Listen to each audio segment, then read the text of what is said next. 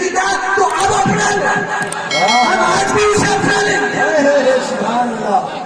हम आज भी सरों का ताज बनाएंगे।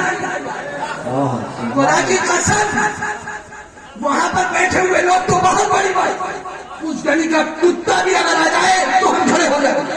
सुभान अल्लाह, नारे तकबीर, नारे रिसालत, फैज़ाने पीर मुर्शिद, पीर मुर्शिद का दामन।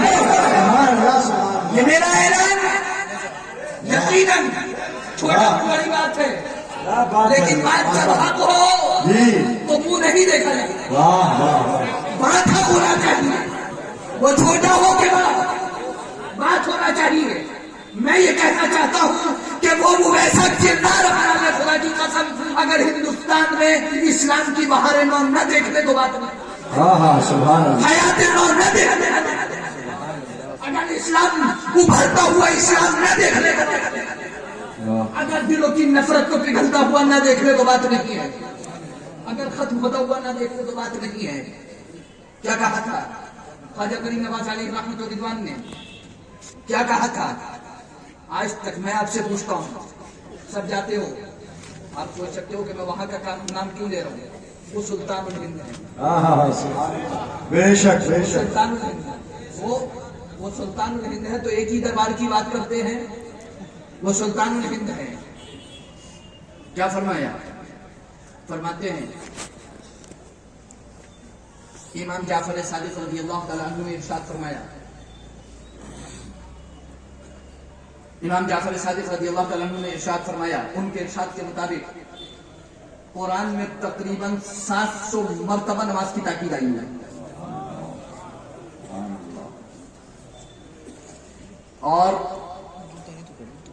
इमाम अबुल लैथ समरकंदी अलैहि रहमतुल्लाह की किताब अत-तंबीह के हवाले से इरशाद फरमाते हैं कि उन्होंने अपनी किताब अत-तंबीह में लिखा है कि हर रोज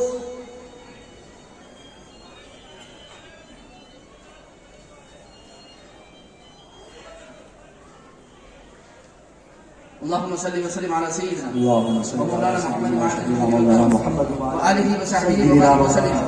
सलातुन व सलामुन अलैका या रसूलल्लाह, सलातुन व सलामुन अलैका या हबीबल्लाह, या करीमल्लाह व अला आलिका व असहाबिका या शफीअना इंदल्लाह।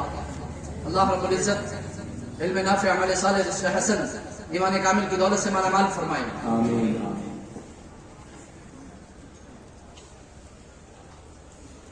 ये हवाला कुछ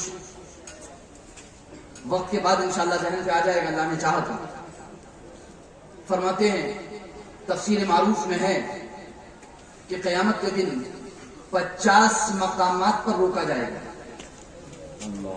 50 चीजों के बारे में पूछा जाएगा। पहले मकाम पर अल्लाह के बारे में पूछा जाएगा, ईमान के बारे में।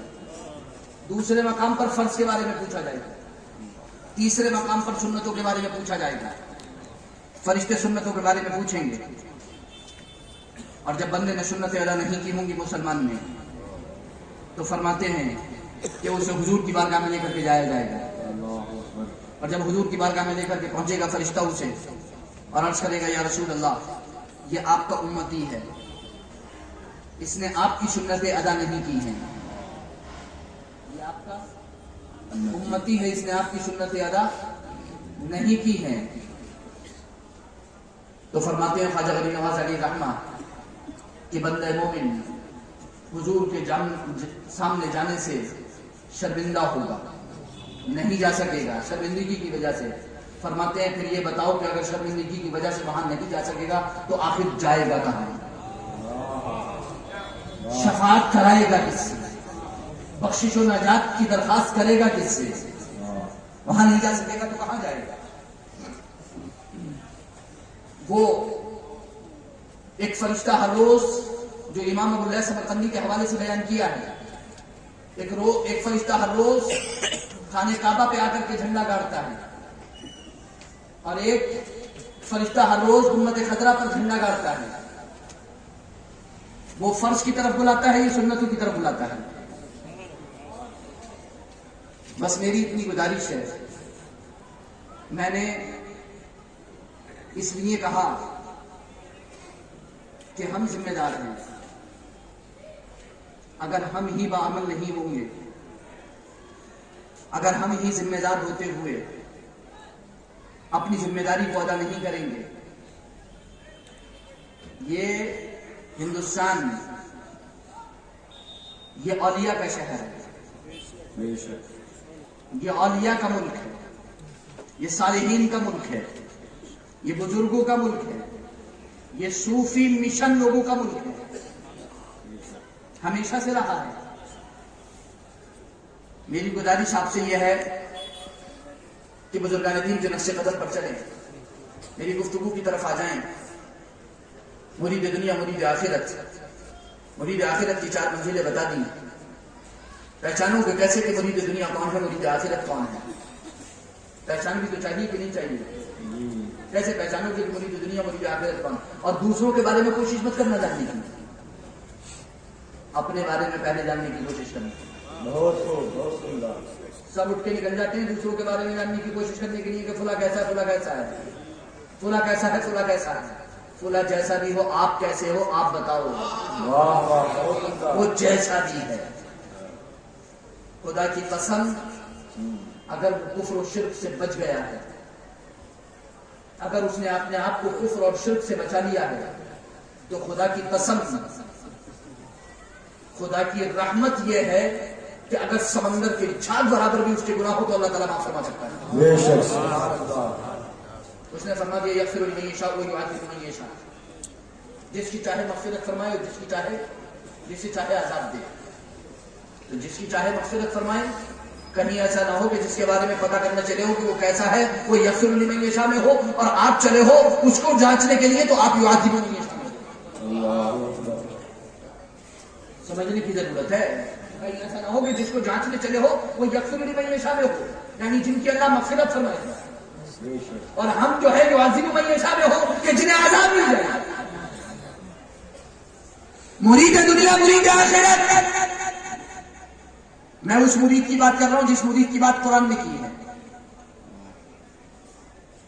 مرید دنیا مرید آخرت کون ہے؟ مرید دنیا کون ہے؟ مرید آخرت. مرید دنیا اس دنیا میں جو کچھ بھی حاصل کرتا ہے، بے ایمانی، بددیانتی اور جھوٹ کی بنیاد پر حاصل کرتا ہے.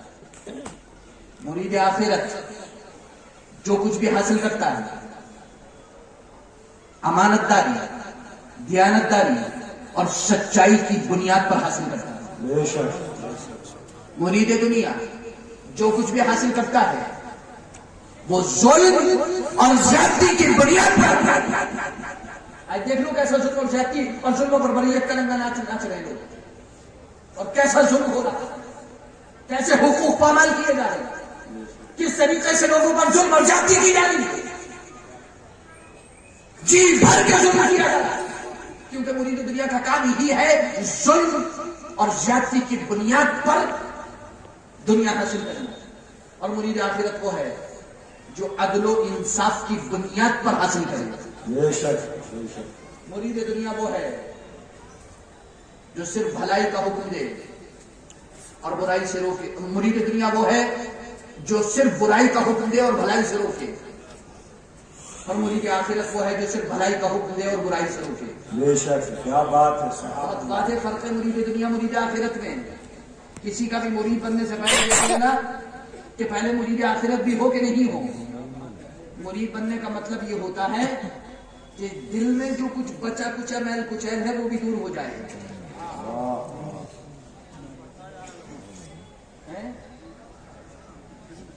مرید دنیا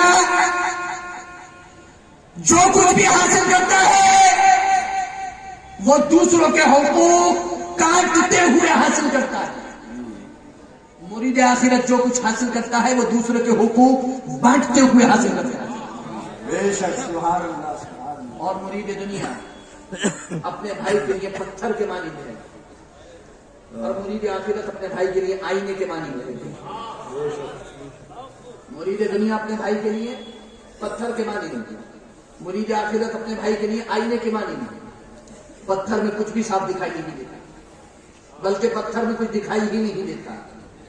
پتھر میں کچھ دکھائی ہی نہیں دیتا، لیکن آئینے میں سب کچھ دکھائی دیتا ہے۔ بے شک بے شک مرید آخرت اپنے بھائی کے لیے آئینے کے مانند ہے، اور یہ میں نہیں کہہ رہا ہوں کہ مرید آخرت اپنے بھائی کے لیے آئینے کے مانند ہے، بلکہ ابو داؤد شریف کی حدیث اللہ کے رسول نے ارشاد فرمایا المؤمن مرآت المؤمن، مومن مومن کا آئینہ ہے۔ بے شک بے شک سن لیا؟ مومن مومن کا آئینہ سن لیا؟ بس اور اب کچھ نہیں جاننا اس کے بارے میں، بس اتنا کافی ہے کہ اب مومن مومن کے لیے آئینہ ہے۔ یہ تو بہت ٹائم سے سنتے چلے آتے ہیں، تو بہت بار آپ نے سنا ہوگا، لیکن کیا مطلب ہے آئینہ ہونے کا؟ کیا خصوصیات ہیں آئینے کی؟ حضور کا کلمہ ایک ہوتا ہے، معنی سمندر ہوتا ہے، بے شک جملہ ایک ہوتا ہے، معنی سمندر ہوتا ہے۔ حضور کو جوامع الکلم، جامع کلمات ادا کیے گئے ہیں، لفظ الفاظ کلمات جملہ بہت مختصر ہوتا ہے، اور کھولو تو معنی کا سمندر ہوتا ہے۔ بے شک بے شک مومن مومن کا آئینہ ہے۔ مرید دنیا کے لیے پتھر کے مانند، مرید آخرت کے لیے آئینے کے مانند۔ آئینے کی سب سے بڑی خصوصیت ہے کہ وہ جھوٹ نہیں بولتا۔ واہ سبحان اللہ جھوٹ نہیں بولتا۔ دوسری خاصیت، وہ ہمیشہ حق اور سچ بولتا ہے۔ بے شک تیسری خاصیت، ڈنکے کی چوٹ پہ سچ بولتا ہے۔ سبحان اللہ، کیا بات ہے۔ آپ آئینے کے سامنے جا کر کے کھڑے ہو جاؤ، آپ کو محفل میں جانا ہے، محفل کوئی اچھی محفل، کوئی بہت ہی یعنی رائل، کسی رائل قسم کی محفل میں آپ کو جانا ہے، بہت بڑی محفل میں آپ کو جانا ہے، اس کے لیے آپ کو تیار ہونا ہے۔ آپ آئینے کے سامنے جا کر کھڑے ہو جاؤ، آپ چاہتے ہو کہ میرے جسم پر، میرے لباس پر، میرے چہرے پر ایک بھی داغ اور دھبا نہیں ہونا چاہیے۔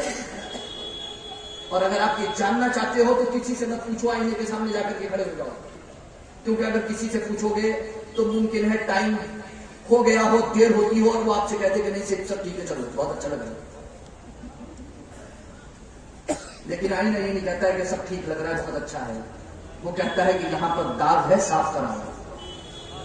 صحیح بات ہے، وہ کہتا ہے لباس میں داغ ہے، صاف کراؤ۔ مثال ہے سبحان اللہ۔ اور اگر آپ اس عالم میں اس کے سامنے بادشاہ کھڑا ہو یا وزیر یا غلام میں، کوئی یہی کہتا ہے کہ داغ ہے، صاف کراؤ۔ تلوار لگی ہو، خنجر لگا ہو، پسٹل لگی ہو، وہ یہی کہتا ہے کہ داغ لگا ہے، صاف کراؤ۔ وہ کسی کی ترم کھانی نہیں دیکھتا، وہ کسی کے زور اور طاقت کو نہیں دیکھتا۔ آپ غصے میں آ کر کے پتھر مار کے آئینے کے 1000 ٹکڑے کر دو، اس کا ہر ٹکڑا یہی کہتا ہوتا ہے کہ داغ لگا ہے، صاف کراؤ۔ بے شک کیا بات ہے، سبحان اللہ سبحان اللہ۔ وہ اتنا لیڈر ہوتا ہے کہ 1000 ٹکڑے ہو جائے تب بھی ہر ٹکڑا یہی کہتا ہوتا ہے کہ داغ لگا ہے، صاف کراؤ۔ واہ واہ واہ، وہ منافقت نہیں کرتے، وہ منہ دیکھی نہیں کرتے۔ مومن مومن کے لیے آئینہ ہے، وہ منہ دیکھی نہیں۔ اور اس کی ایک بڑی خصوصیت یہ ہے کہ میں اس کے سامنے کھڑا ہوا، اتنے سائلنس موڈ میں بتاتا ہے کہ میرے برابر میں کھڑے ہوئے آدمی کو پتہ نہیں چلتا کہ اس نے کیا بتایا مجھے۔ اتنی خاموشی سے بتاتا ہے، میں چپکے سے آئینے کے سامنے سے چلا جاتا ہوں، اپنے دانت کو صاف کر کے واپس آ جاتا ہوں، برابر والا پوچھتا ہے کیا ہوا تھا، کچھ نہیں، اتنی عزت سے بتاتا۔ میں آئینے کے سامنے سے ہٹ جاؤں، دوسرا میرا بھائی آ کر کے کھڑا ہو جائے، اس کو نہیں بتاتا کہ تم سے پہلے والے میں یہ ہے، واہ واہ کیا بات ہے، واہ سبحان اللہ، نہیں بتاتا کہ اس کے اندر یہ ہے، بہت عمدہ مثال، بہت وہ نہیں بتاتا کہ اس کے اندر یہ ہے۔ اور اگر میں 1000 بار سامنے آؤں تو مجھے 1000 بار بتائے گا کہ تمہارے بارے میں۔ اور اس کی سب سے بڑی خصوصیت یہ ہے کہ اگر میں اس داغ کو، دھبے کو صاف کر کے اس کے سامنے ساری زندگی آؤں تو کبھی یاد نہیں دلاتا کہ تم میں یہ عیب تھا، دوبارہ کبھی یاد نہیں دلاتا کہ تمہیں یہ عیب تھا۔ اور اس کی اس سے بڑی خصوصیت یہ ہے کہ وہ ایک بار بتائے یا 100 بار یا 1000 بار، اس کے رویے میں کوئی تبدیلی نہیں آتی. واہ سبحان اللہ. بد مزاجی اس کے اندر نہیں آتی، سخت کلامی اس کے اندر نہیں آتی، سخت مزاجی اس کے اندر نہیں آتی، بد اخلاقی اس کے اندر نہیں آتی. وہی اخلاق رہتا ہے، وہی مزاج رہتا ہے، وہی نرمی رہتی ہے، اور وہی پوشی اور سطح پوشی رہتی ہے. واہ بے شک بے شک. وہ کبھی اکتاتا نہیں، واہ واہ. وہ رشتہ ناتا توڑنے کا خوف نہیں کرتا کہ آپ اسے چھوڑ کر کوئی اور آئینہ اختیار کر لو گے، اسے اس کی بھی پرواہ نہیں. کیا بات ہے بے شک. اسے کوئی پرواہ نہیں، اسے کوئی پرواہ نہیں ہے کہ آپ اسے نکال کر کے گھر سے باہر کر دو. بیٹے کو اس بات کا کوئی خوف نہیں ہونا چاہیے کہ اگر باپ کے سامنے حق بولوں گا تو باہر نکال دیا، کوئی خوف نہیں ہونا چاہیے. اسی آئینے کے مانند نہیں ہونا چاہیے کہ جو کوئی خوف نہیں کرتا کبھی بتانے میں کہ مجھے گھر سے نکال کر باہر پھینک دیا جائے گا. اس کو کوئی خوف نہیں ہوتا اس بات سے. وہ اپنی بات کہتا ہی رہتا ہے، وہ اپنی بات کہتا ہی رہتا ہے. اس آئینے کی جیتی جاگتی تفسیر، جیتی جاگتی تصویر علماء دین، شریعت و طریقت، علماء اور صلاحہ ہیں. بے شک سبحان اللہ سبحان اللہ. جو علماء حق ہیں، جو صالحین ہیں، وہ مثل آئینہ ہوتے ہیں. اور جانتے ہو آئینے کی خصوصیت کیا ہے؟ اس کے عمل میں، اس کی اصلاح میں اتنا خلوص ہوتا ہے، اس کی اصلاح میں اتنا خلوص ہوتا ہے کہ آپ بھی غصے میں آ کر کے جب وہ عیب بتاتا ہے تو اسے نکال کے باہر نہیں پھینک دیتے گھر سے، بلکہ آپ خاموشی سے ہاتھ باندھتے ہیں، نگاہوں کو جھکاتے ہیں اور بہت آہستہ سے دل سے کہتے ہیں کہ بہت اچھا، میں ابھی صاف کر گیا. اور دوبارہ ہاتھ باندھ کے سامنے آ کر کے کھڑے ہو جاتے ہیں. اب تو مجھ میں کوئی عیب نہیں ہے. آئینہ کہتا ہے اب تم میں کوئی عیب نہیں ہے. آئینہ نہیں بنے ہو مومن تو بہت دور کی.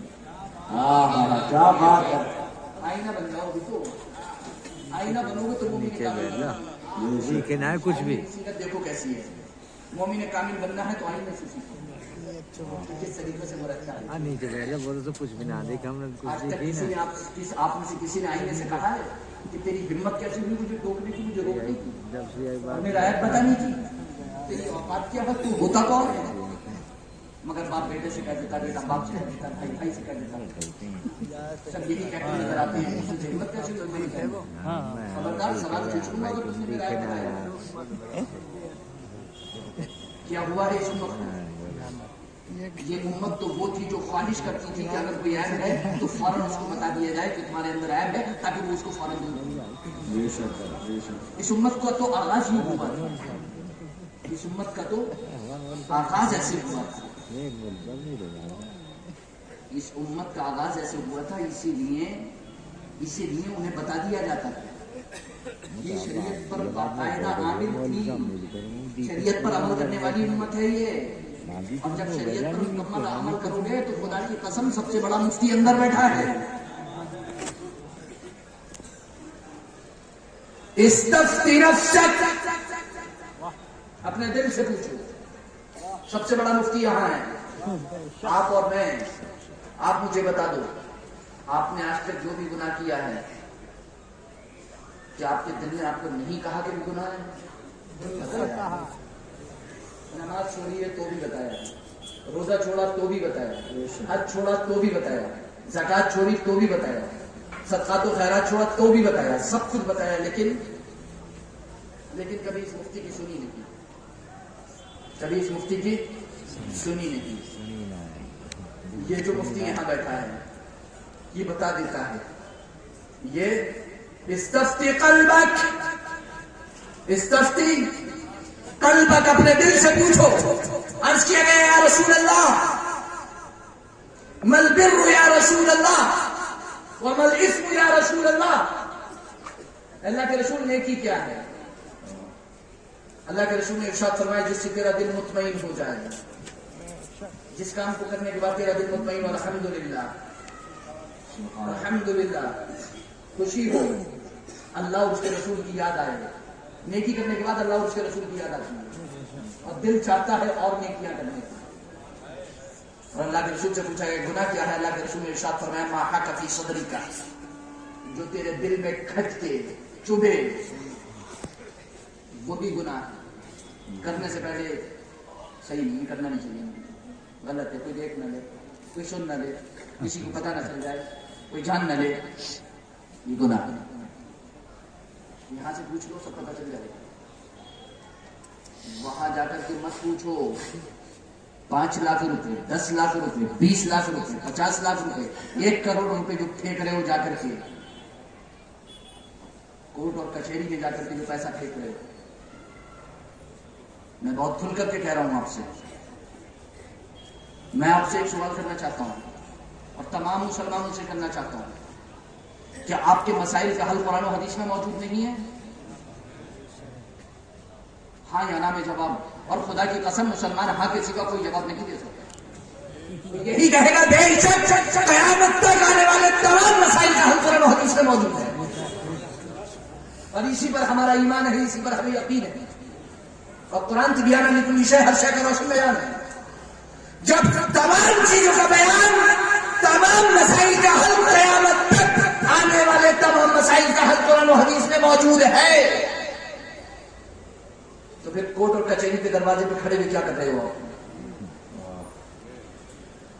زمین کا مسئلہ لے کے پہنچے ہو نا, جائیداد کا مسئلہ لے کے پہنچے ہو نا, خاندان کا مسئلہ لے کے پہنچے ہو نا, نکاح کا مسئلہ لے کے پہنچے ہو نا, طلاق کا مسئلہ لے کر کے پہنچے ہو نا, وراثت کا مسئلہ لے کر کے پہنچے ہو نا, میڈ کا مسئلہ لے کر کے پہنچے ہو نا, دکان کا مسئلہ لے کر کے پہنچے ہو نا, تقسیم کا ڈسٹریبیوشن کا مسئلہ لے کر کے پہنچے ہو نا, یہ سارے مسائل لے کر کے پہنچے ہو نا. ایک طرف تو کہتے ہو کہ ہمارا ایمان ہے کہ قرآن و حدیث میں سب کچھ ہے, ہر مسئلے کا حل موجود ہے, اور مسئلہ حل ان سے کراتے ہو جن کو قرآن و حدیث آتا بھی نہیں. واہ واہ کیا بات ہے. کیسا ایمان ہے تمہارا؟ کون سا ایمان ہے تمہارا؟ مجھے بتا دو تمہارا کون سا ایمان ہے, مجھے بتاؤ یہاں ہاتھ رکھ کر کے کہ وہ کون سا ایمان ہے جو قرآن و حدیث کے مطابق فیصلہ کروانے کے بجائے وہاں جا کر فیصلہ کرنا. اگر تم مرید دنیا نہیں بیٹھے ہو اور تمہاری نیت خراب نہیں ہوئی ہے تو دراصل مرید دنیا بن بیٹھے ہو, اسی لیے وہاں کا دروازہ کھٹکھٹا رہے ہو. اگر آخرت کی نیت ہوتی تو فیصلہ تو مفتی اور قاضی سے ہی کراتے, فیصلہ تو دارالفتاء دارالقضا میں ہی کراتے. اور اس ہندوستان کا کانسٹیٹیوشن, دستور اساسی اس بات سے آپ کو منع نہیں کرتا کہ آپ اپنے فیصلے اپنے مذہب کے مطابق کرو. تو کسی بندے کو کوئی حق نہیں ہوتا روکنے کا. اور آپ بالخصوص یہاں تو فقہ حنفی کی مضبوط ترین کتاب ہدایہ, فتاوی ہندیہ وغیرہ سب دستور میں موجود تھے مسلمانوں کا حل ہونے کے لیے, مسئلہ حل ہونے کے لیے. کیا ضرورت اس بات کی نہیں ہے کہ مسلمان اپنے مسائل قرآن و حدیث کی روشنی میں حل کرے؟ مولوی اور مفتی کو تو آپ, الحمدللہ میرے والد ماجد علی رحمہ کا ایک ارشاد سننے پہلے, اس کے بعد بتاؤں گا. ارشاد فرماتے تھے